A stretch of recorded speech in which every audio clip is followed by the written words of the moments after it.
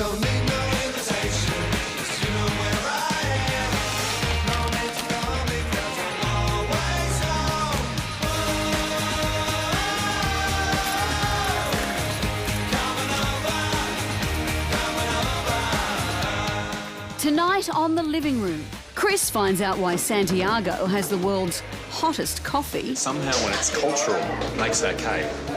Can Spanish donuts beat Australian donuts? Miguel puts his churros on the table to find out. And I kick your ass. Eliminated MasterChef contestant Emma spills the beans on the crying game. And Barry shows us the 50s house that changed Australian homes forever. People used to queue up out the front to get a glimpse of this.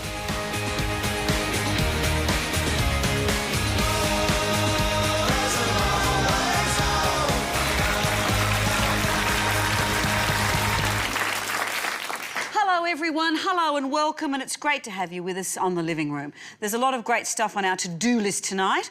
Chris, we're starting with you and one of the world's great cities. Santiago, yeah. So for me, I'd heard so much about Buenos Aires and Rio, the other South American cities. I didn't know too much about Santiago. I was excited because I didn't really have any idea what to expect. But the biggest challenge for me was finding a guide that would show me around the place. Once I knew who it was going to be, I just had to find her.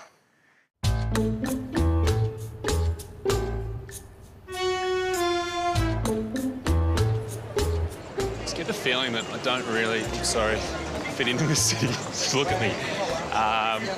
Honestly, before I came to South America, I thought anything anyone ever did involved either partying or playing football. Now I'm here, everyone seems quite serious, apart from this guy in this hat right here.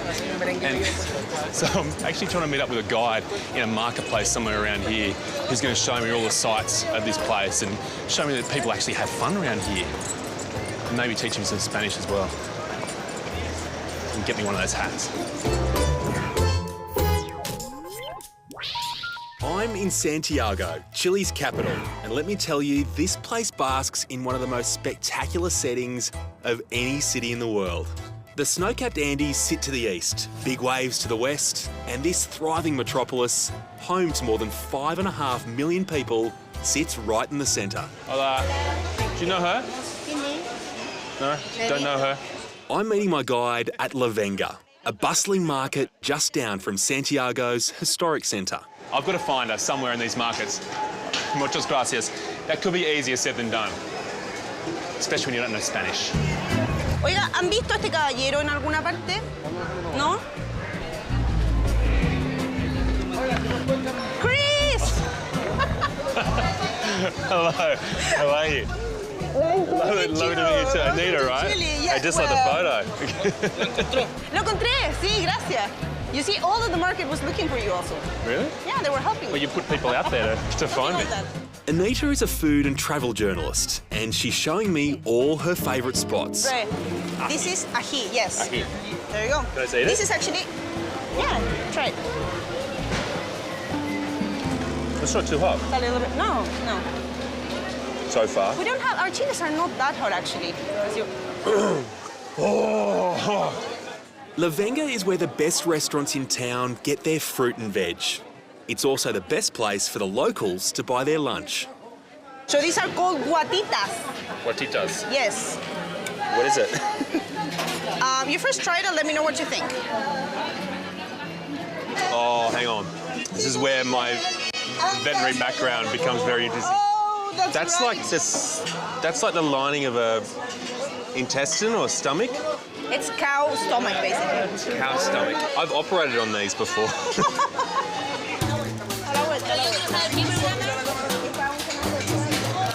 Anita, why am I interesting? Because you look like Barbie's boyfriend. But you do, a little bit. So this is La Piojera, the lice house. Welcome to the lice house. I know how to treat that, you know. Just 5 minutes away is a Santiago institution. That's called the earthquake. That's the earthquake there. That gives you a terrible headache the next day.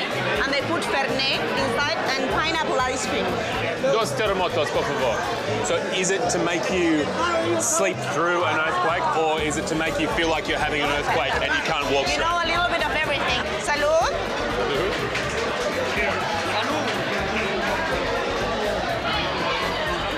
It's horrific. It is a natural disaster in a glass. Something like that, yes. One look around tells me there's been a few earthquakes and maybe even a couple of aftershocks.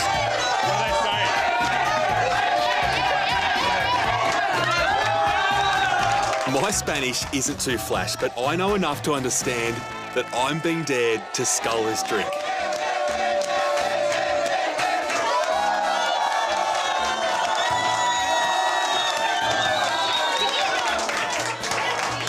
We should leave. Let's go before it gets complicated.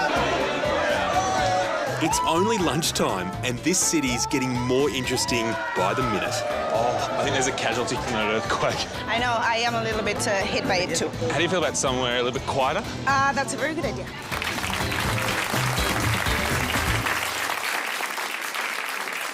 You know what I'm worried about?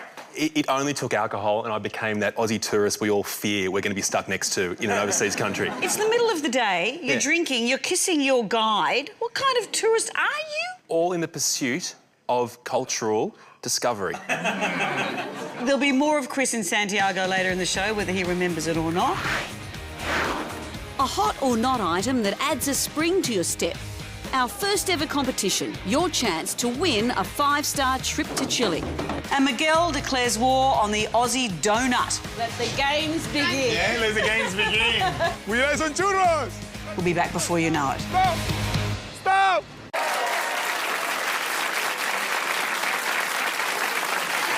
Welcome back to the living room. It's great to have you here, and you're just in time for our stunning 2D presentation of our segment, Hot or Not. Now, if you are still riding razor scooters, even after 11-year-olds decided they're a bit juvenile, move your chair close to the TV because the Hot or Not segment is for you. Every week, we leave no stone unturned looking for the latest products and fabulous ideas. Then we decide if they should get hotted or get knotted. Gee, I wonder how we'll go this week. Now, this week, let's start with you, Barry. What have you got? The contraption I've got this week is called the Powerizer. Now, I know you're an adventure woman, Amanda. Sure, so just you're look at going to me. love this. OK, here's one I've had one of the Wiggles demonstrate earlier. The Powerizer, as it stands there, he can do strides of about 5 metres. You can leap 2 metres into the air, amazing flips and that sort of thing. The makers believe that it takes you about 30 minutes to get the hang of this thing. Are they just for fun? No, well, I'm enjoying watching Corey right now. You're supposed to be watching down, not up. So, the Powerizer was developed by an aerospace engineer in Germany.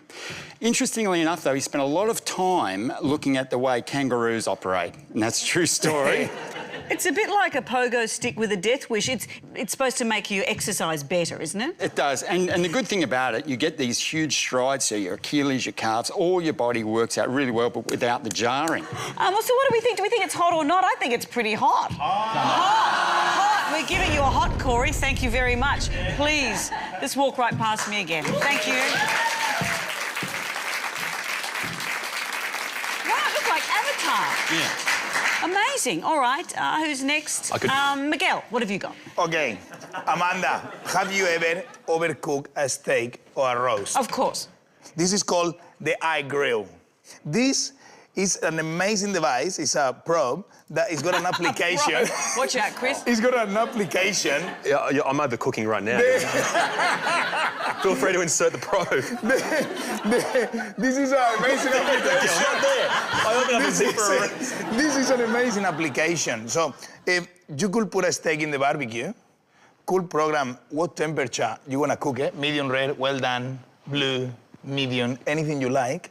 And you could go in the other side of the barbecue, flirt with the hot chicks, have a lot of beers, and the steak will never be overcooked. Because when it rises the right temperature for being medium rare, it will hook up with your mobile, and you will know it. Wow. And that's pretty good. That's pretty good.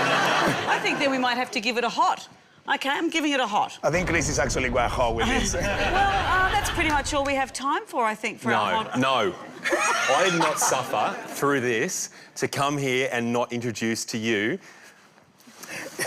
What is it? this. See? You look like Gumby. I feel like Gumby too. It is the pouch suit. So It's essentially a sleeping bag shaped to your body.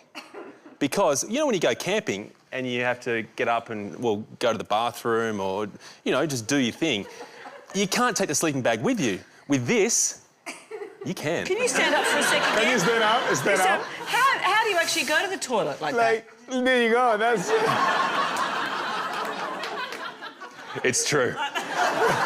That's how I go to the toilet. Hot or not? I'm so hot.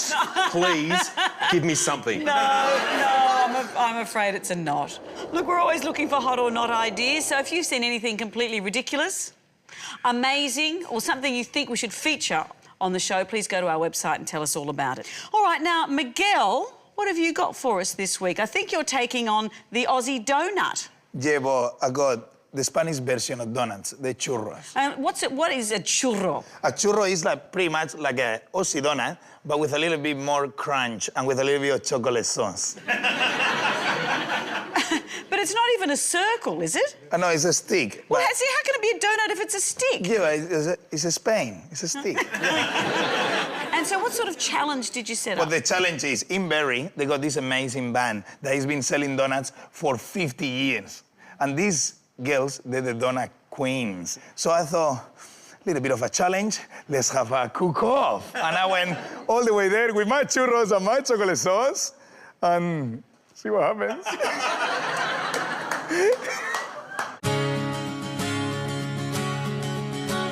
I love Berry.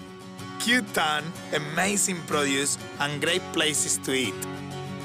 Including this one, the Berry Donut Van. Over 50 years selling donuts with the same recipe. So good that people will line up for an hour, but not me. Hi, Teresa, how are you? Hi. Can I please check out your donuts? Come in. What is so good about your donuts? They're always fresh. When someone orders, they're always cooked freshly. What is the furthest ever somebody came to try your donuts? England. From England? Yeah. Well, that's a long way to have some donuts, Giza, isn't it? Do you want to try? I would love to have a try. I thought you'll never ask.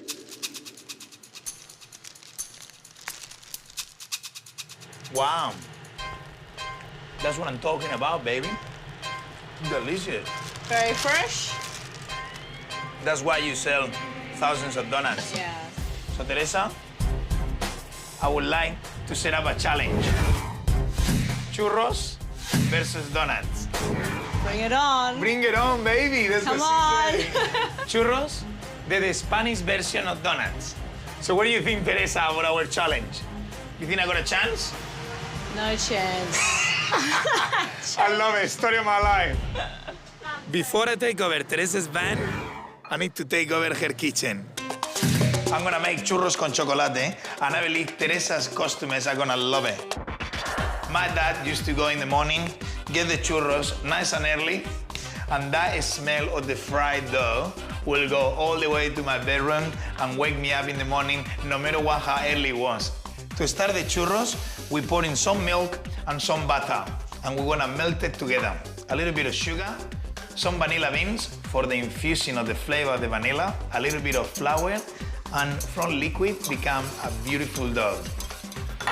And now we just put the egg yolks and into the piping bag. So Teresa's got the best donuts in town, but I got my secret weapon.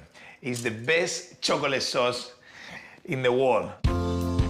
So for the chocolate sauce, we just need a splash of condensed milk, bring it to the boil, and once it's hot, whisk it into the chocolate. How simple is that?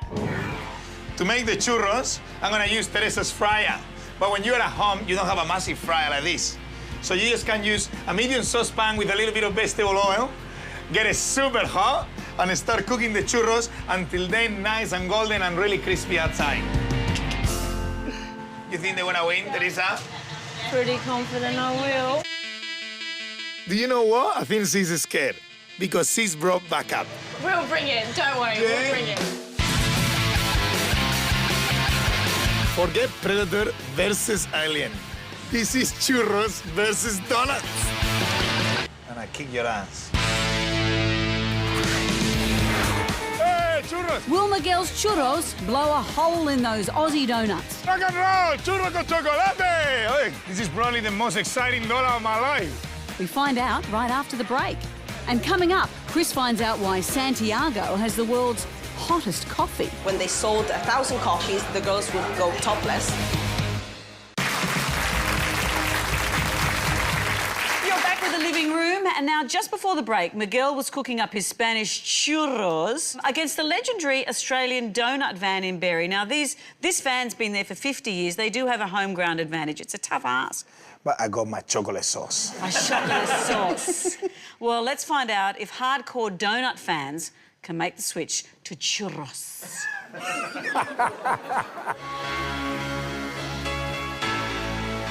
How was this battle, girls? How you feeling? I think I should be asking you how you feel. How I'm feeling?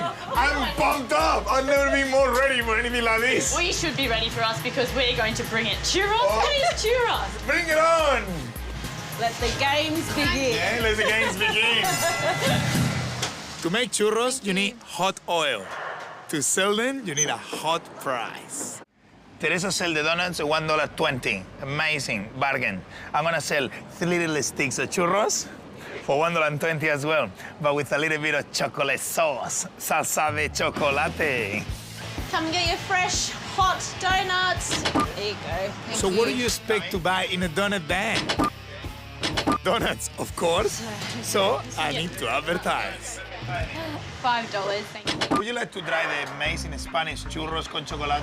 You're after these, aren't you? They're full of goodness. They're full of greatness. That's $5. Would you like to try the amazing Spanish churros with chocolate sauce? You don't. She ran away from the churros. It's the first woman in my life run away from my chocolate sauce. We're not going to cheat on the donut. No, we're not cheating in a donut. What a mouth is not working. I need to get my churros in their mouth.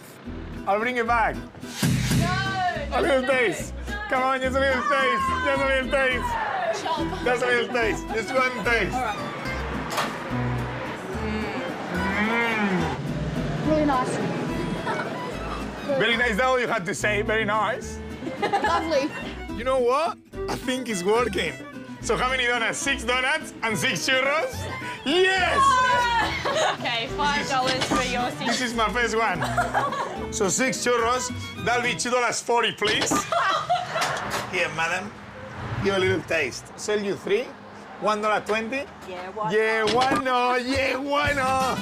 So how many serves of churros is gonna be, boys? I'll take 12 of each, please. 12 of each. Marchando. 12 churros, 12 donuts, please.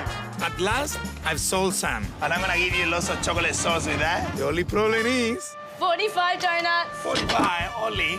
I got like 9. Well, I've been here one day, and the van has been here over 50 years. What can you do, huh?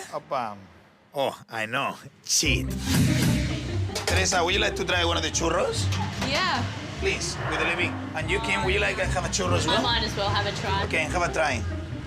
How can I help you today, guys? Would you like to have some churros with chocolate today? Okay, how much? I've been selling 3 for $1.20. So every customer counts. Hey, look, combination. Oh my God, that's called fusion. When you just get a massive side of chocolate and dip the donut in it. I'm still way behind. Would you like some churros? So if the mouths won't come to Miguel, hey, churros! Miguel must go to the mouths. The world's best chocolate sauce. Come on, you got the stuff. He give me the finger. I give him the churro, he give me the finger. Son churros con chocolate, stop. Ah! Rock and roll, churro con chocolate. Oye. This is probably the most exciting donut of my life. Ole, churros, stop. Second one, thank you very much. Muchas gracias. Would you like to have some churros con chocolate? Does that make you smile? Oh no, time is up. Oh well. Can you do? I'll have the other one. And I think the churros king has lost his crown. 22.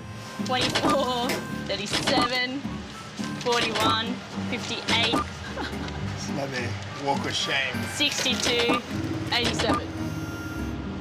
Okay. You have a little bit of a situation here. 87 versus 22. Better luck next time, buddy. Better luck next time. Buddy. So as you can see, Spanish churros, they're all right. I still love them. but the Aussies, they love the donuts. Oh, Miguel. A bit of a situation. A little bit of a situation Oh, but you here. went down fighting. You did your best. Yeah, but you know, I didn't go there just to lose, you know, as usual. But you made I got a losing little- look so easy. I got a little sweet ace on my sleeve, and I still set up a little challenge, the same one I'm gonna set to you guys. What's that? This is how to eat a donut without licking your lips. Without licking your lips? That sounds easy. Why is that No, hard? but it's quite complicated. Have a look. Let's go. Come on.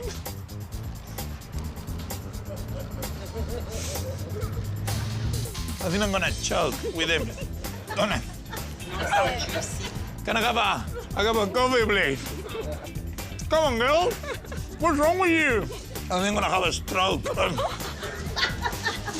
on, girl. On the winner.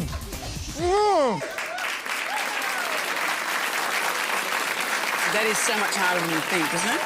Lip gloss helps. Well, well done, Miguel. Must be great to know you can always get a spot in the Australian donut eating team. Now, if you want to give Miguel's churros a shot, you'll find that... Oh, you're right. You feel like you're going to suffocate. You'll find the recipe, and it's delightful, with all of Miguel's living room recipes on our website. Now, I think we're warmed up enough for a bit of Whose House. You ready? Now, this is where I go into the home of a well-known Australian, but I'm going to give you some clues so you can guess whose house I'm going into. Let's start with...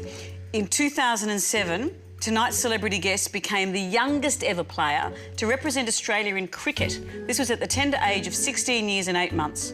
So, Mitchell Johnson debuted in 07, but he wasn't that young. Well, that means it's not him. Steve Smith? No, it's not Steve Smith. He was young too. He was young, but it's not him. They were the player of the match in the final of the 2010 Cricket T20 World Cup. Does that give you any clues? Warner? No, it's not Dave Warner. Glenn McGrath? It's not Glenn... No, it's not Glenn McGrath, and it's not Don Bradman while you're at it. Let me just point you in a different direction. There are two Australian cricket teams. There's the men. My final clue will be coming up right after the break. Lots more still to come on The Living Room. Find out what Emma thinks about this hairy moment. Oh, I'm just so annoyed.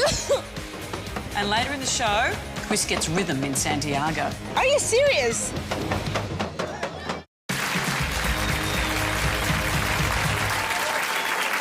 Welcome back to the living room. Now, Barry, Miguel and Chris are trying to guess whose house I'm visiting. We know that they were the star of the 2010 Cricket World T20 final. We've established that they were the youngest player to represent Australia at cricket. She is not just our youngest ever cricket player. She also has the honour of being the first person, male or female, to represent Australia at both cricket and a soccer World Cup. Barry has that smug look Well, on it's his face. a narrow field of one. No, well, I've had this for a little while. She's a bit of an all-rounder. She's a bit like you, Amanda. Well... Elise Perry. That's right, absolutely. This week, I visited the house of the impossibly talented Elise Perry. Oh,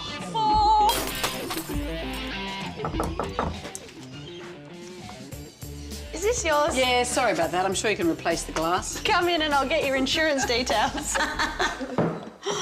So, hello. Hello, welcome. Thank you. Who do you live here with? This is my family house, so Mum, Dad and my older brother Damien. I bet they get sick of your sporting equipment everywhere. We'll start with this. Cricket.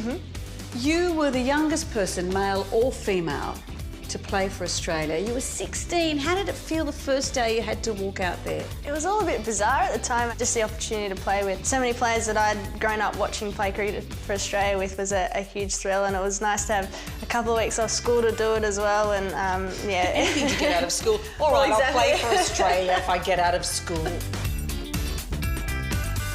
Well, it's not just cricket. Soccer. You also play internationally for Australia, like at an elite level in soccer as well. Actually started playing cricket and soccer at pretty much the same time when I was about 6 or 7 years old, and it's a little bit of a selfish thing, but yeah, I love playing both. Now, I'm sure you've got thousands of awards, but do you have one for best and fairest multitasker? I don't. I've never been awarded one. I can't believe that. Wow. That's for you.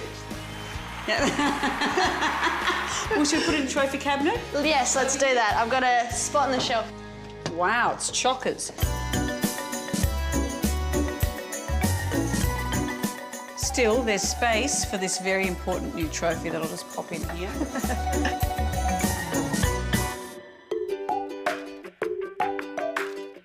Well, here's your kitchen and the pantry. Can we have a look in here? Because I'm always intrigued to see what elite athletes eat. Okay.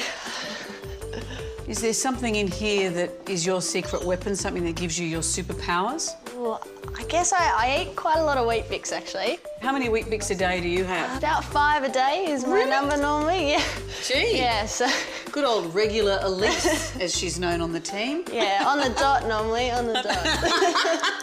Well, if this is your superpowers, if this is your secret weapon, what's your downfall? What's your Achilles heel? It might need to move over to the freezer for that one, and I'm going to hope none of our dietitians are watching. OK, this sounds good. Well, I'm guessing it's ice cream. You guessed correctly. 1, 2, 3, 4, 5, 6, 7, 8. Oh, they're ice blocks, they don't count. What's that? That's half time. Oh. I'm dying for a break. Oh, orange is the best. We're going to rub down?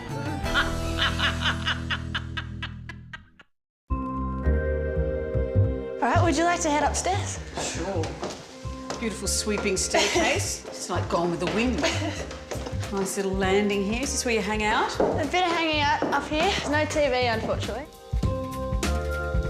Is this what I think it is? This is my baggy green, yes. Wow. This is what we wear when we play test match cricket, just like the men do. How'd you feel when you first got one of these? It was pretty cool, actually. It was a little bit of figuring out how to put it on with a ponytail, because they don't have, like a cap does. Don Bradman never had to put up with that.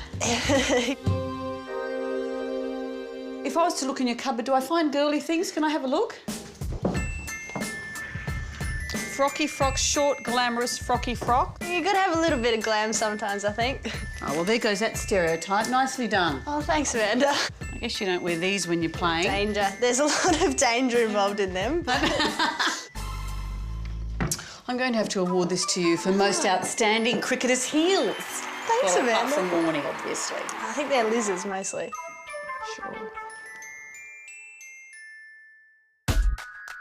Well, your backyard. This is where it all began for you. This is basically where I learned how to play all kinds of sports, including cricket and soccer, and it's quite big, so it was a good way to smash a few windows, much to Mum's horror, and a few neighbours returning balls from over the fence. But yeah, it was some great memories for the backyard. Well, so that you will never have to choose between your two loves of cricket and soccer, I've come up with something. Have you? Crocker. Crocker. Crocker!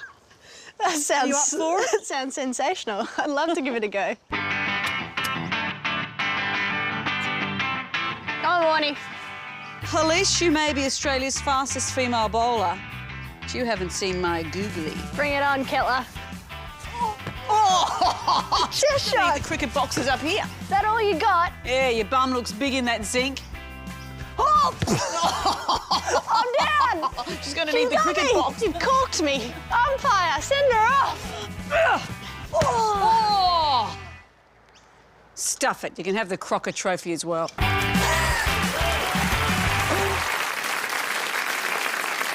She's almost as good at sport as I am. Go figure. What a fabulous all-rounder. I loved her. There'll be another Who's House next week. It could be anyone, so Hugh Jackman, our operators are waiting for your call. Well, there's more to come on The Living Room. Barry has a date with a 50-year-old stunner that scandalised Australia. Can you imagine what it was like in the 50s? You know, there would have been all sorts of talk about it, wasn't it? And will be on hand to dry Emma's tears after her departure from the MasterChef kitchen. And after the break, Chris is back in Santiago for a very steamy cup of coffee. Welcome to the Coffee with Legs. Want more from The Living Room? Find more inspiring ideas, handy hints, photos, recipes, and you can even watch tonight's episode again on our website. Great to have you back with us on the living room. Now, Chris, earlier in the show, you introduced us to the surprise package that was you having a couple of drinks in Santiago. Yes. Look, as a city, it's one that's had a huge transformation over the last 20 or so years. Speaking of transformations, my guide, she's been understanding, she's been tolerant, she's been patient, but I just get the feeling that's about to change. This is a historic centre from the 19th century in Santiago. I'm halfway through a one-day walking tour of Chile's capital, Santiago. So far, it's been interesting. It's cow stomach this. I've operated on these before. It's horrific. It is a natural disaster in a glass.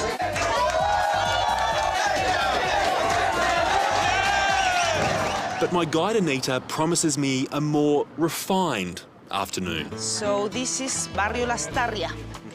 And it's a place to come for a coffee, to have a drink, to have an ice cream. To have quiet time. Yes, it's possible in Santiago also.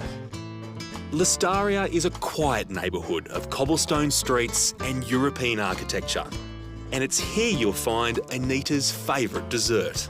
What flavour would you like? Like fruity, chocolate? Well, you've done it well so far, so I'll be right back. This city just has so many quite strange sides to it. It's almost like it has a split personality, but maybe it makes sense when you consider it was under a military dictatorship until 1990. So since then, the city's found its freedom. And with that freedom, it almost feels like it's discovering its own true self in a variety of fairly unique ways. Okay, so this is Happy Custard Apple, it's called, because it's mixed with orange. Happy custard apple? Yes. What makes it happy? The orange juice? Yeah, I guess so. It tastes really good. It's like typical dessert. That's right. You want to take a walk? Yeah. This is downtown here? This is downtown Santiago. Yeah, a very good place actually to see the contrast that we've been seeing of the modern and the old buildings, for example. Since the city's founding in 1541, the Plaza de Armas has been its symbolic heart and is a stark contrast to the modern buildings which surround it. We've seen a lot, you must be tired by now. You are wearing me out. Yeah, well, I have the perfect place for a break. What sort of break? Welcome to the Coffee with Legs. With legs? Yes. With legs, yeah. Café con Pianos, or Coffee with Legs, to you and I, started in the 1950s. The story goes that the coffee importers wanted to increase their sales, so thought, well, why not have pretty girls serving the coffee? Going on the number of these cafes in the downtown area, it's safe to say the idea's caught on. Well, this is not a place where I would usually come, but like people who work in the downtown, you're at the office and you said, okay, I'm going to run an errand. You come, you say, I'm going to get a coffee. You come to a Coffee with Legs. So the concept is high tables with pillars, and you can actually see through, and well, you see what you see. Gracias. Gracias. Honestly, normally I'd feel a bit dodgy being in a place like this, but somehow when it's cultural, it makes it okay. Right? It makes it okay. Sure it does. Don't see many women in here. Surprise, surprise. There's one which was very famous in Santiago called the Red Baron. In that one, when they sold 1,000 coffees, the girls would go topless for like a minute.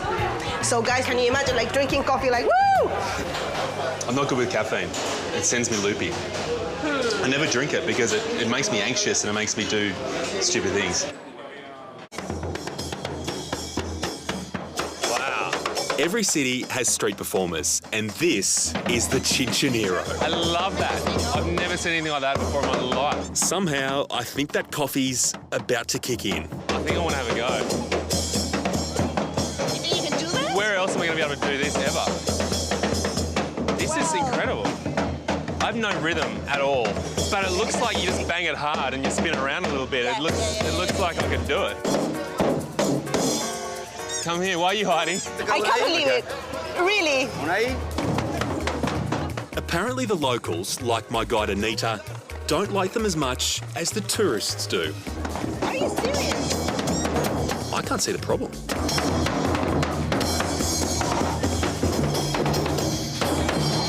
Yes, sir! Olé. Santiago, you spun me around and now you just spat me out. It's very kind. Thank you. Oh my God, I can't believe he did this. The truly great thing is that over the last few weeks you've seen a general lack of ability at dancing and a general lack of ability at playing musical instruments. That activity actually beautifully combined the two of them into one little package. Have you no shame? It appears not. No, but the really special thing here is that obviously Qantas, I don't know if I mentioned that in the previous trips to Chile, they actually flew me over there. And they actually want to send 2 people to Chile. Hang on, Chris. Are we about to announce our first ever competition? It feels that way, Amanda. I'm suddenly getting a little emotional. What's the prize? Well, the prize is a trip for 2 people to Santiago, staying in one of the best 5-star hotels in the city, with obviously all airfares included. And so how do you enter this competition? It's very simple, Amanda. You head to the Living Room website. Good luck winning that fantastic prize, and whoever does win, we expect a postcard. I'm serious. All right. How exciting. There's more to come on the new improved living room, now with added competitions. But we'll be right back with Barry's guided tour of the classic 1950s home that changed Australian houses forever. So stay right where you are. Wow, this is special, isn't it? Well, great having you back with us, and as you know, every week we get the latest contestant eliminated from MasterChef onto the living room for a deep and meaningful, and this week it's Emma O'Shaughnessy. Hello, Emma. Hi. Hello. Now, your elimination was so dramatic, so tear-filled. You and Ben, 2 mates against each other? Yeah, it was like the worst. If I could have picked the worst situation to be in, it would have been me and Ben fighting against each other. So the second I knew it was us 2, straight into tears. But also the fact it was desserts. Desserts are your thing. Yeah. And I think the number of cakes I've made for my friends and family to get eliminated on a cake making challenge, I was just like, at least Ben's learned how to make a bloomin' good cake. Desserts are your thing, but crying is also your thing. Yeah. It doesn't really tend to take too much, am I right? Yeah, I cry kind of at the drop of a hat. It's genetic. My whole family's the same. My mum cries at the drop of a hat. I cry at the drop, like anything can sort of set me off. Just in case. But I saw last week with the hair in the dish. That set it off as well. Just, it was that moment where I presented a really great dish. I was so proud of it. I was like, yes, you know, I'm safe, I'm through. And then a hair. It was, reliving it just makes me feel sick because I was so proud of the dish to have it ruined. It was a very gallant gesture from Ben to say, take me, save Emma. I was so overwhelmed that, you know, I mean, in the house we got really close. We're great mates, you know, and we hung out all the time. And the week before, when we went into the elimination, he was kind of saying, you know, if it was ever you and me in elimination, you know, I'd always, like, protect you. And I was like, well, just make sure it's never us 2 in the bottom 2. Like, we'll be fine. What are the odds that we'll be in the bottom 2? Oh, wow. And then we were in the bottom 2. So who do you think will win? I think I'm biased and I'm going to say Ben. Ben or Andy or Bo. I'm going for a boy. I reckon a boy is going to take it out this year. Emma, here in the living room, we have our own version of a MasterChef challenge tonight. This is something that is extremely difficult. Very few people can do it. Let's see if you're one of them. Okay. Can I have the ingredients, please, Chris? Plated up, ready. Thank you. It's all plated up and ready to go. This is a donut. Yeah. You're a dessert queen, you know that. I'm familiar with the donut. The trick here is to eat the donut, but you're not allowed to lick your lips. It's harder than it sounds. Now, no licking. I'm avoid the watching. lips completely. I'm though. watching. Oh, she's gonna... No, I don't Keep know. an eye, keep Yeah, an eye, no. guys. Keep an eye. Okay, It's a small piece. No, keep shoveling, keep shoveling. Big pieces in here. No, no licking. Oh! Well, look, maybe this is something you can add to your dessert bar, which I know is your dream. Keep eating, keep Tell trying. us all about the dream. Oh, it leaked one. Sorry. Oh, no. Well, Emma, it was lovely to meet you. You licked. She's out. But you obviously had a great time on MasterChef. Please take these with our love. Oh. So, Barry, no renovation this week, but a tour of another amazing house. Another amazing house from the 50s, actually, and it was amazing in its time. People used to walk past it just to take a look. What was so special about it? Well, before the 50s, most of the architecture in Australia came from Mother England. This architecture and this architect started the way we live today.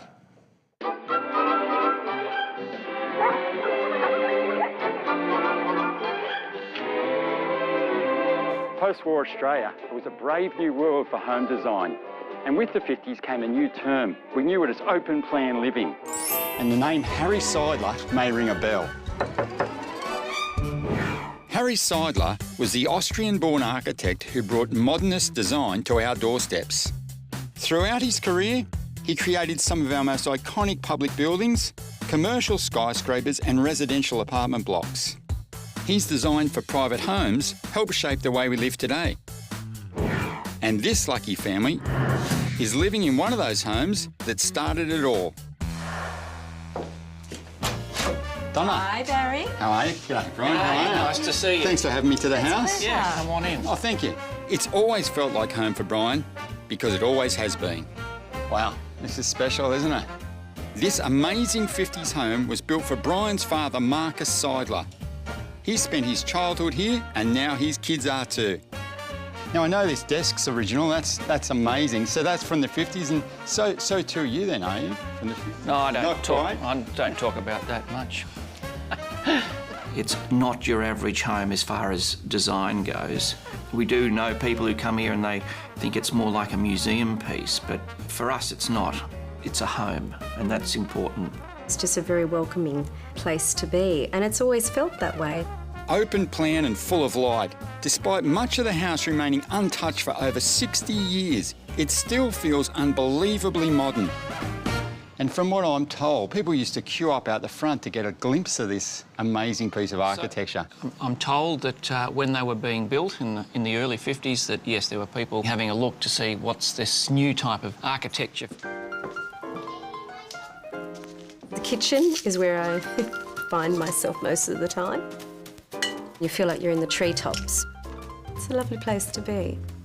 I love the fact that he's embraced the view and Mother Nature from everywhere, even the kitchen. It's fantastic. That's right. The great lifestyle here is that you can walk out of the house and basically into the bush. From the inside, the bush feels part of every room, thanks to the floor-to-ceiling glass windows. This is the playroom now. Oh, wow, look at that. Can you imagine what it was like in the 50s to have glass floor to ceiling? You know, there would have been all sorts of talk about it, wasn't it? Absolutely, and probably quite expensive too at that time, just after the war.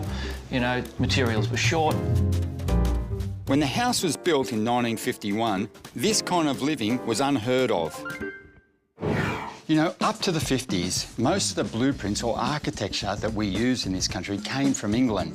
That's why we had common walls. It was all about an economy of scale. These little windows were really just about keeping us safe from the environment. When Harry arrived on our shores, he fell in love with this environment. So with his pencil, he carved out what got between him and that beautiful environment. He wanted to enhance it. He wanted to bring it into the home and enjoy it for what it was. That was what we know today as open plan living. How good is that? Over the last 60 years, under the supervision of Cousin Harry, the original modest two-bedroom home has been renovated and added to. So the original house ended about here. 1951, that's where the house ended. New bedrooms, more living space, and a pool and sandpit with 50s-inspired sunshades all blur the lines between modern and modernist design. It's almost impossible to tell what's old and new. And look what else came in 2007. That's right. There they are, look at the team. Whose room's this? Mine. Is it? And what's your name? Mila. I think Miller has got the best view in the house because you just look straight down the valley here. It's just beautiful. It's incredible. I mean, to say the least, it's beautiful. It's an iconic house, no doubt, but this is no museum. We have all of the original furniture from the 50s, yet the children will simply use those, climb over them, as I did with my brother Stephen, and I think that's good. We want to keep it that way. Thanks to the likes of Harry Seidler, we've enjoyed outside-inside living for close to 60 years. It was visionary at the time and still stands strong today.